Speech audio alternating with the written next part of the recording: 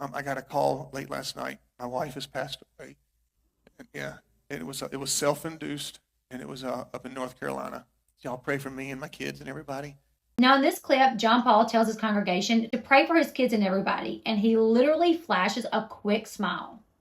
We all know that a smile indicates happiness.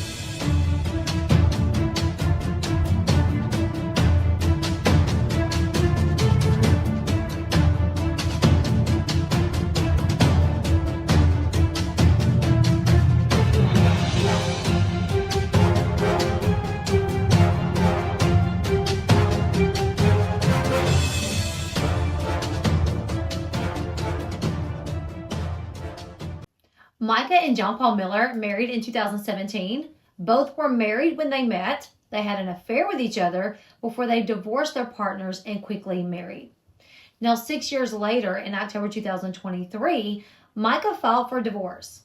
The divorce request will be dismissed 4 months later in February 2024. However, just days after the dismissal, John Paul would file for a separation.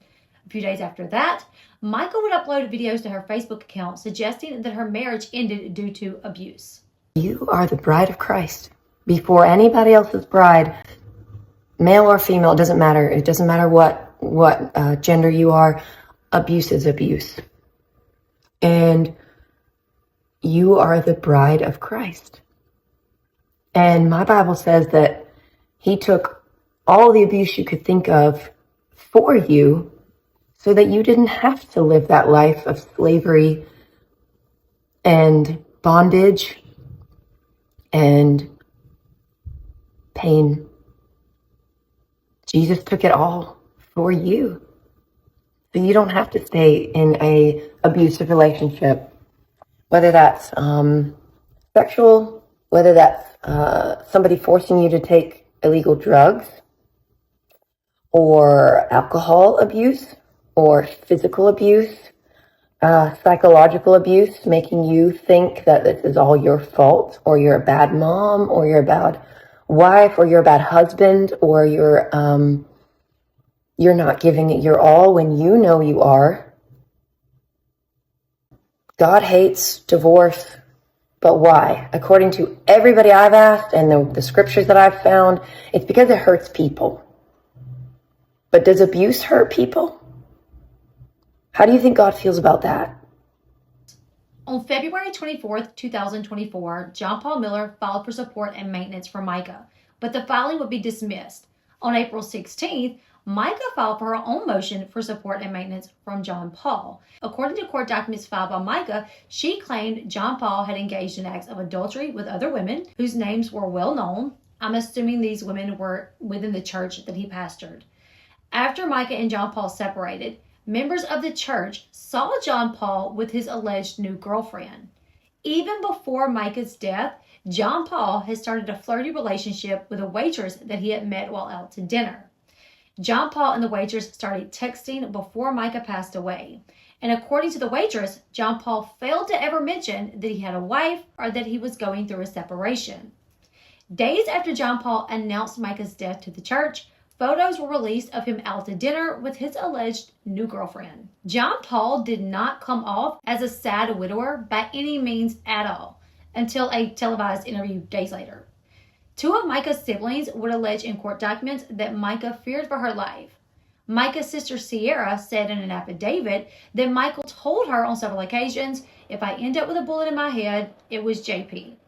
So the fact that Micah passed away due to a gunshot wound to the head had a lot of people, including her family, believing that John Paul had something to do with it. Since Micah's passing, so much information has come out about John Paul's alleged sinister secret life.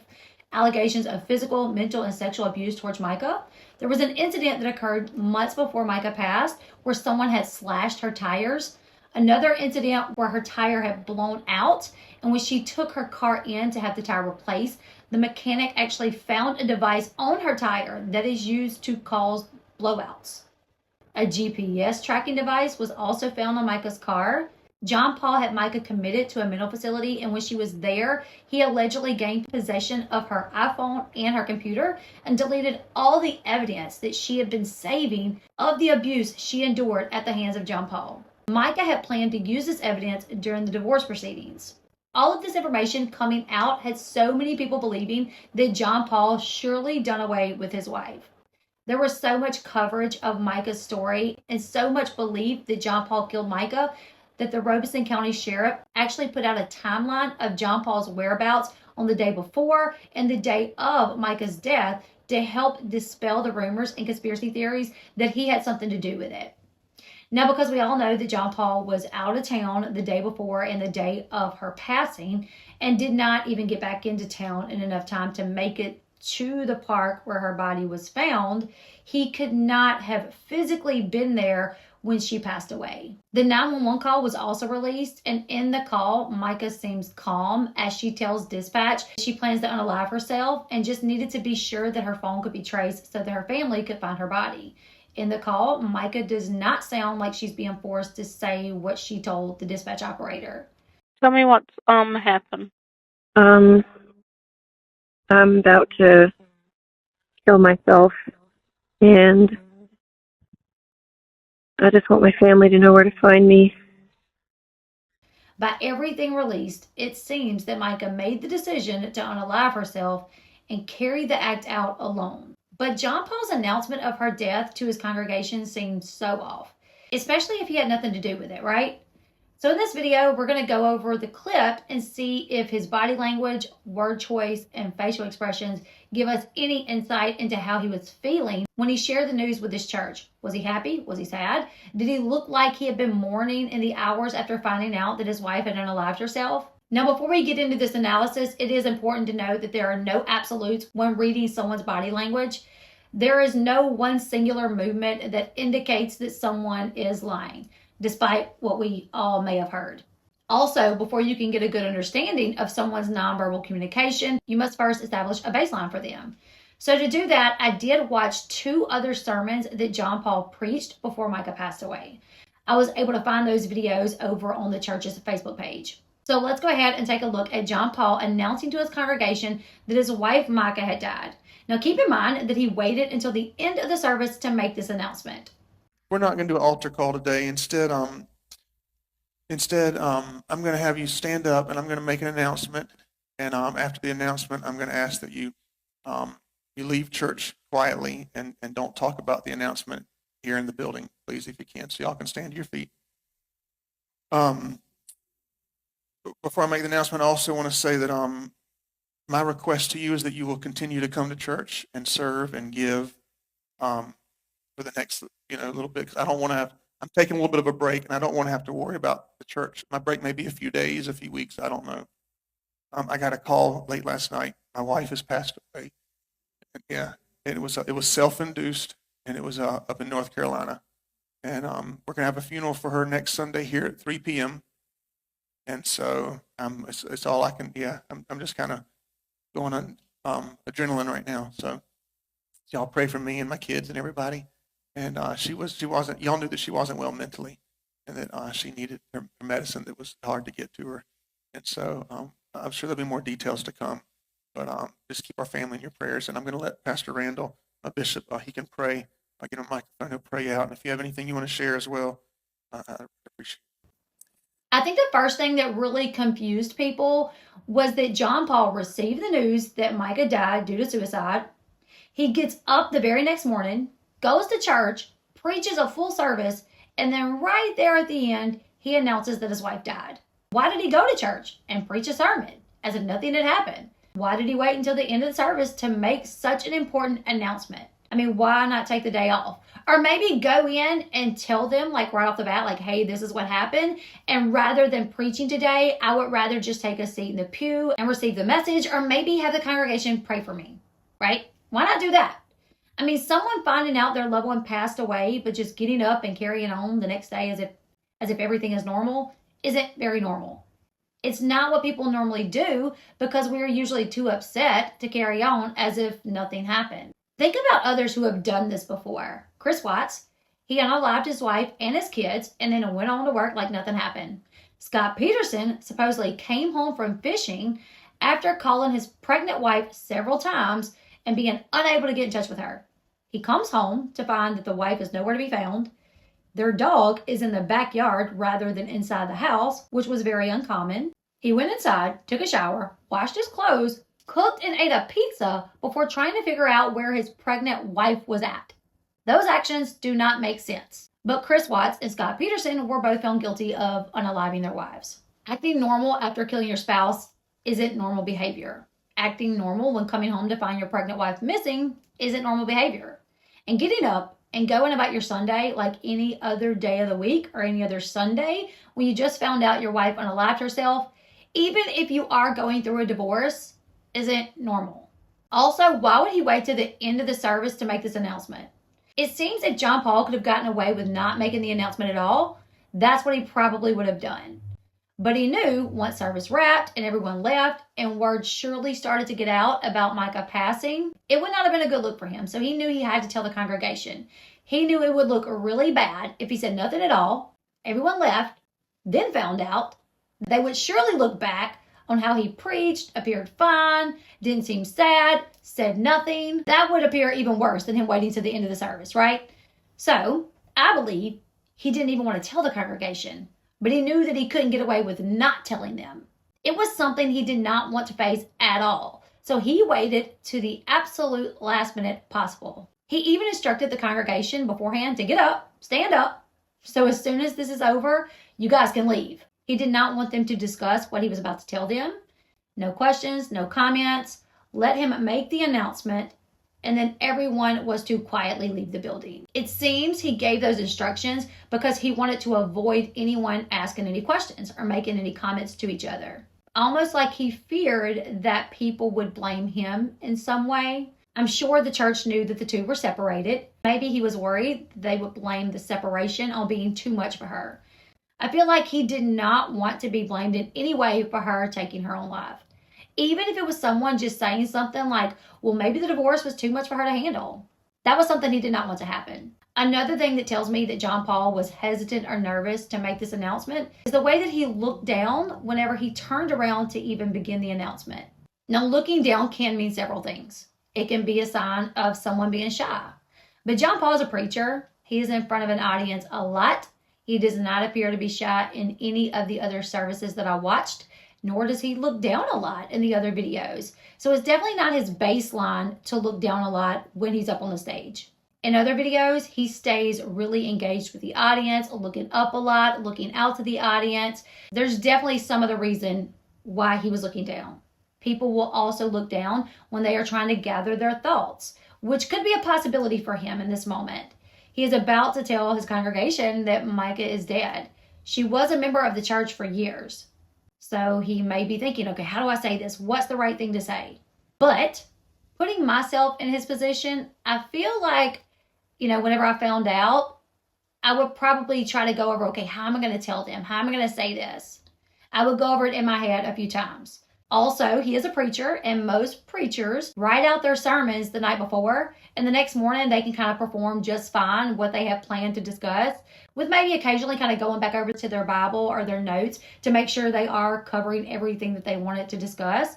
I think he probably came up with a speech the night before, went over it a few times the next morning, and was probably pretty certain on what he wanted to say. That's just my opinion. So I don't think he was looking down trying to gather his thoughts, but rather he was nervous to even make the announcement. He was probably unsure how this information would be received, if the members would hold him responsible in some sort of way. However, it is possible he was looking down to try to gather his thoughts. You guys can make up your own mind on that. I am personally leaning towards him being very hesitant to talk about this. Him waiting to the last minute, him looking down when starting the announcement are both signs that he was nervous and hesitant to say what he was going to say. Now, also by looking down, you avoid eye contact. People avoid eye contact for different reasons. One reason being they have something to hide. With everything that has come out about John Paul, the cheating allegations, the abuse allegations, it doesn't mean he's hiding anything in regards to him being responsible for her death, as in he was there and pulled the trigger. But it would make sense that he isn't able to look anyone in the eyes when discussing her death because he knows everything that he has done to her. He knows he isn't innocent. Studies show that when people lie or they are being deceitful, they will try to avoid eye contact. Those who have something to hide usually don't want to face the people they're hiding something from. As a parent, I know whenever I think my kid may not be being completely honest with me, the first thing I'll tell them is, hey, look at me, so I can look in their face and see their eyes. And usually we can tell when our kids are hiding something. It's all over their face, it's in their eyes. They're trying to avoid eye contact with us. They're not looking at us. So I think this could be more of the reason John Paul is looking down, because he knows he is hiding this secret life, and that secret life more than likely contributed to her mental state. If anything that John Paul has been accused of is true, I would imagine he did struggle to look any of his church members in the eyes very often. And more than likely, the church is probably the last group of people that John Paul will want to find out about his secret life. Throughout the video, he looks down when he's making the announcement, again, right before he made his request to the church that the members still show up and still give to the church, even in his absence. So he looks down a couple of times. Instead, I'm going to have you stand up and I'm going to make an announcement. Okay, so as we just saw that, John Paul put his hand in his pocket. In most cases, this signals that someone is nervous, anxious, or uncertain. Someone may do this if they are actively lying as well, or if they are in a situation where they are overwhelmed, like maybe at a job interview, or if they're in the middle of an argument, or maybe when they're telling their church that their wife has just died. I do believe John Paul was nervous to make this announcement, and this is just another instance of it showing up in his nonverbal communication. After going back and watching other videos of him, I noticed that he does keep his hand in his pocket a good bit. The same hand too, his right hand. So this may be a baseline for him, something that he does on a normal basis. But we can keep it in mind that some people may do this when lying. So has this almost become a part of his baseline when he's in front of his congregation because his life is one big lie? I guess that's possible. Before I make the announcement, I also want to say that my request to you is that you will continue to come to church and serve and give. Now, John Paul, when he instructed the audience on what to do after he makes the announcement, he has his palm down before he places it on his chest. Now, having your palm down when speaking is a sign of dominance and authority, which would make sense. He is in his church where he is pretty much the leader, so he feels a sense of superiority over his congregation. My request to you is that you will continue to come to church. In this clip, he places his hand on his chest. People do this for several reasons. We do this as a sign to show respect. When we meet someone, we may shake their hand, or we may place our hand on our chest and kind of give a nod. Hey, how are you? Hey, how are you doing? We also do this when we are feeling vulnerable or empathetic to people. If we are telling someone something hard to discuss, we may place our hand on our chest, but we will also do it when we feel empathetic towards someone else. Say you meet up with your friend for lunch, you guys sit down, and she tells you that she's getting a divorce.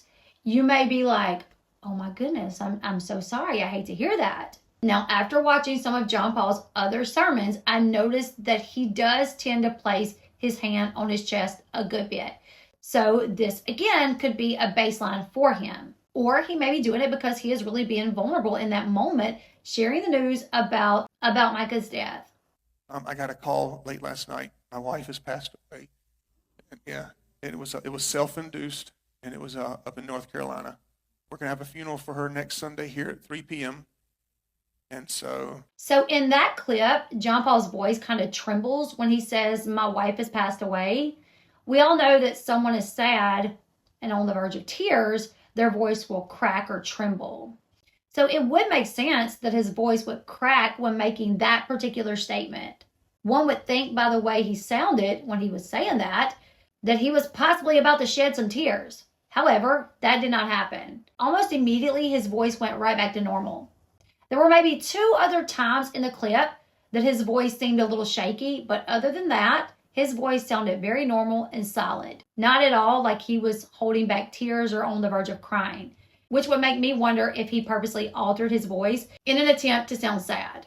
yeah, it was self-induced, and it was up in North Carolina. He tells the congregation that Micah's death was self-induced, which is interesting. Most people use the term self-inflicted. Now, he may have meant self-inflicted, or maybe he said it exactly how he intended. It pretty much means the same. Self-induced means induced by oneself. Self-inflicted means caused by your own actions. When nervous, our brains can go into overload, and sometimes words just kind of pop out, before we process what we were really trying to say.